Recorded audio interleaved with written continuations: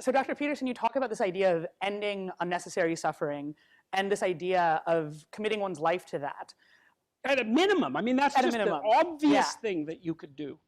A lot of students, I think, accept that premise and view what they're doing as trying to eliminate or reduce unnecessary suffering, and they see activism or other forms of direct service as fulfilling that goal. Do you simply disagree with like the content of what they think, the tactic that they are using to end unnecessary suffering, or do you think that their motives or their intentions are not even the same as yours?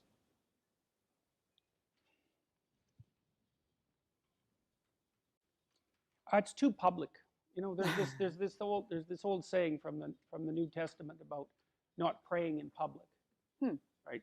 And the idea is that if you're going to commune for the higher good, you should do it in private, because otherwise you're warping your ethic in some sense by demonstrating how virtuous you are to the world. It's like, you know, you go out there with a stick and a sign on it that says, "I'm against poverty." It's like, yeah, no kidding, man. Really.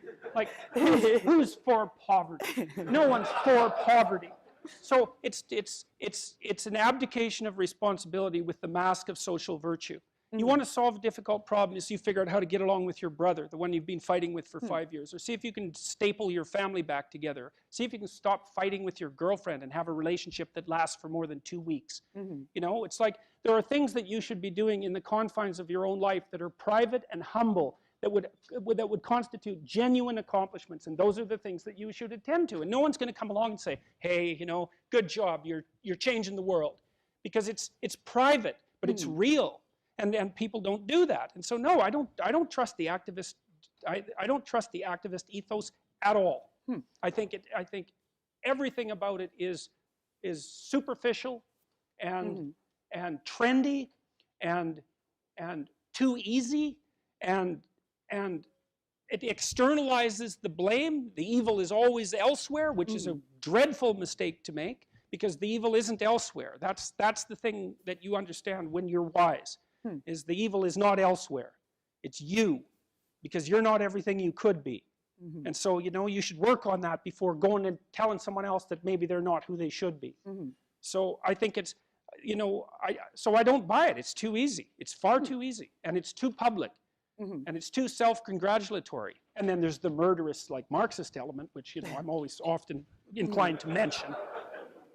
So certainly, I think you've identified certain causes where the public element of trying to do good, or the self-congratulatory version of trying to do good, could be harmful. But do you think there are cases, for instance, I'm thinking of policy, influencing policy, being a policymaker. It seems like something like that, public policy, could be used to eliminate some unnecessary suffering, but would involve a more public domain, something where you are trying to attract followers, trying to attract praise from other people. Look, if you've established yourself in the world as a credible human being, and people are asking you to enter public service because of your accomplishments, then it's time to do it.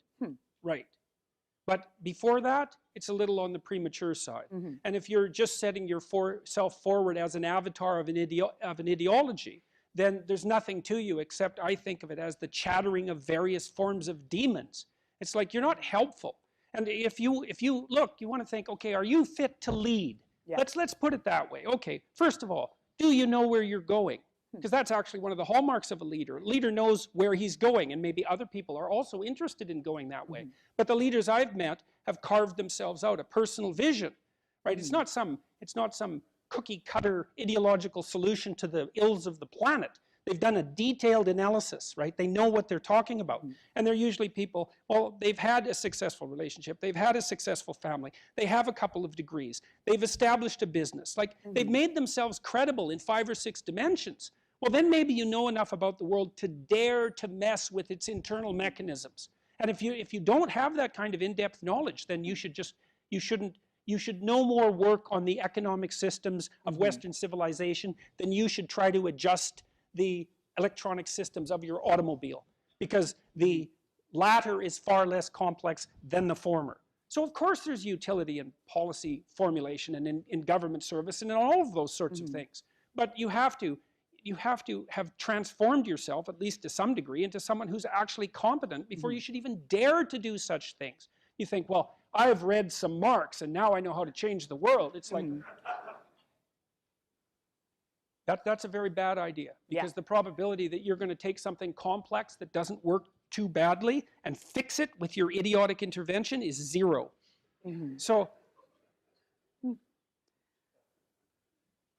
well put.